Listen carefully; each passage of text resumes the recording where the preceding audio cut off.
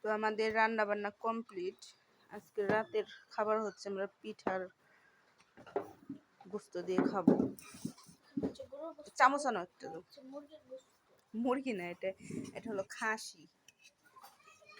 কালকে যে আমরা খাসি কোরবানি করেছি সেটা, গতকালকে রান্না করি নাই, তো আজকে হলো রান্না করেছি। এই যে পিঠা বানায় রাখছি, এখন হলো পিঠা দিয়ে খাওয়া হবে।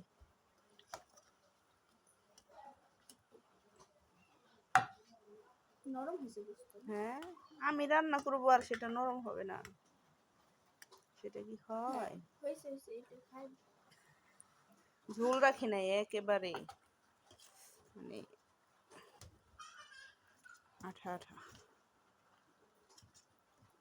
পিঠা দিয়ে খাবো তো একটু, এতটুকুই হয়ে যাবে ইনশাল্লাহ।